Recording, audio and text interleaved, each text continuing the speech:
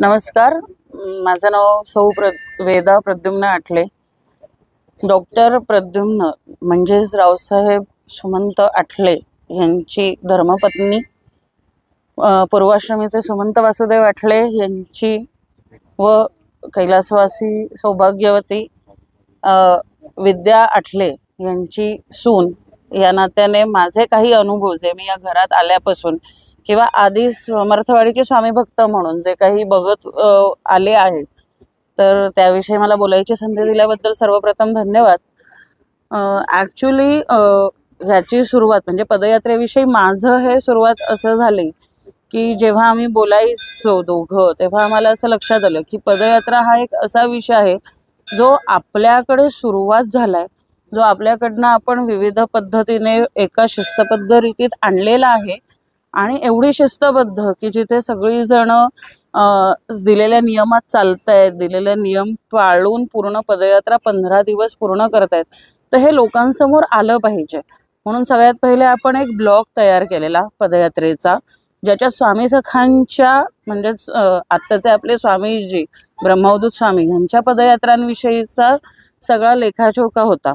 तर तेव्हा त्याच्याविषयी रिसर्च करताना तेव्हाच्या सगळ्या जुन्या स्वामी भक्तांविषयी, ज्यातले अर्धे आता नसावेतही, पण त्यांच्याकडनं जेव्हा कळलं तर त्याच्यात एक गोष्ट तेव्हा कळली होती की अक्कलकोटच्या दरबारी म्हणजे जिथे त्यांच्याकडे तेव्हा अशी होती की जेव्हा कोणती दिंडी यायची तर त्याची नोंद व्हायची. तर स्वामींनी एकट्या केलेल्या आणि ग्रुप घेऊन गेलेल्या अशा ओव्हरऑल 52 अधिकृत पदयात्रांची नोंद अक्कलकोटमध्ये आहे. आणि ह्याशिवाय स्वामीजींनी आपल्या 12 संकल्पित पदयात्रा केल्या. संकल्पित पदयात्रांपैकी 2015 सालची शेवटची पदयात्रा होती, जेव्हा स्वामीजींनी विचारलं होतं की माझ्या आता पूर्ण झालं आणि वयोमानाप्रमाणे आणि शारीरिक मला जे काही त्रास आहे त्याच्यामुळे आता मी ह्याच्यापुढे पदयात्रा करू शकत नाही, तर काय करावं, पदयात्रा पुढे चालू ठेवावी की बंद करावी. तेव्हा काही जणांनी चालू ठेवावी, आम्ही करू यासाठीही दिलं होतं स्वतःचं मत. तेव्हा पण तो विषय थोडासा तिथे स्टॉप झाला. आणि त्यानंतर जेव्हा पदयात्रेचा हा पिरियड की भाऊबीजेला पदयात्रा निघते ह्याच्या आधी 1-2-3 महिने आपण ह्याच्या बाबतीत मेसेजेस आणि सगळ्यांकडनं आपण बोलायला सुरुवात करतो. तर हे करायचंय आता, तर मग कोण करणार. तर तेव्हा रावसाहेबांनी हे केलं की मी पदयात्रा करतो. तेव्हा खरं तर आमचा विवाह झाला नव्हता, पण आम्ही कॉन्टॅक्टमध्ये असल्याने मला हा विषय कळला. तेव्हा त्याविषयी मला तेवढीशी काही कल्पना नव्हती, पण वाटलं की हां ठीक आहे, म्हणजे पदयात्रा होणार आहे, चालू राहणार आहे. आमचा विवाह झाला त्यानंतर मी हा रावसाहेबांना प्रश्न विचारलेला की पदयात्राच का, स्वामीजींनी एवढे जेव्हा प्रोजेक्ट्स केले तर तुम्ही पदयात्रा पुढे न्यायचा का हे ठेवलात. तर म्हणे एक तर माझ्या वडिलांनी सुरू केलेली ही परंपरा ती एवढ्या छान पद्धतीने चालली आहे.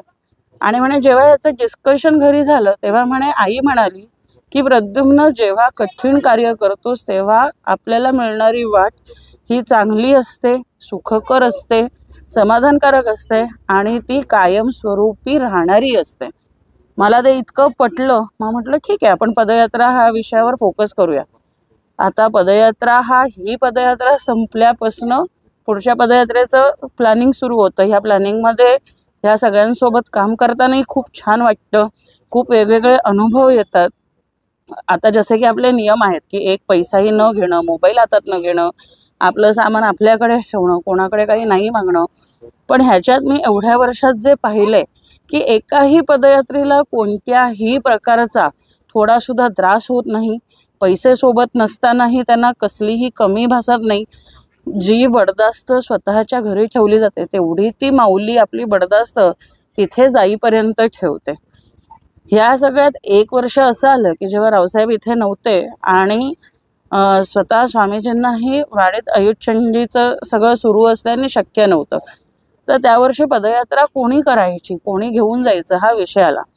मी स्वामीजींना फक्त म्हटलं की माझी इच्छा आहे, मी हे करेन, मी हे करू शकते, फक्त मला चालत काही शक्य होणार नाही. ते म्हणाले ठीक आहे, बघ तुला जमतीये का. दोन्ही मुलींना घेऊन, तेव्हा माझी एक मुलगी 4 वर्षाची होती, एक मुलगी 8 महिन्याची होती. त्या दोघींना घेऊन मी ह्या पदयात्रेला निघाले. आणि अक्षरशः म्हणजे जिथे म्हणतात ना की अनुभूती जिथे म्हणजे एक असं आहे की दिव्यत्वाची जिथे प्रचिती तेथे कर्माचे जुळती, तर पदयात्रेचा प्रत्येक दिवस हा दिव्यत्वाची प्रचिती असतो।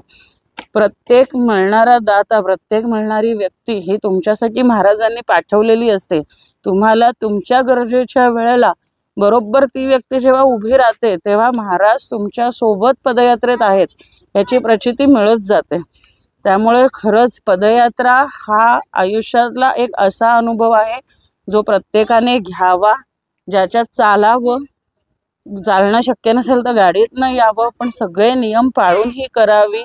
महाराज तुम्हाला काही कमी पडू देत नाहीत आणि आयुष्यात तुमची पर्सनॅलिटी डेव्हलप करण्यापासून ते तुमच्या गरजा एका ठराविक साच्यात साचेबद्ध करण्यापर्यंत सगळ्या गोष्टी ह्या पदयात्रेत होतात। नक्की करा, यावर्षी ज्यांना नाही जमलं पुढच्या वर्षी नक्की करा आणि ही पदयात्रा आपण उत्तरोत्तर अशीच चालू ठेवू, पिढ्यानपिढ्या ही अशीच चालू राहील, यात काही शंका नाही। धन्यवाद।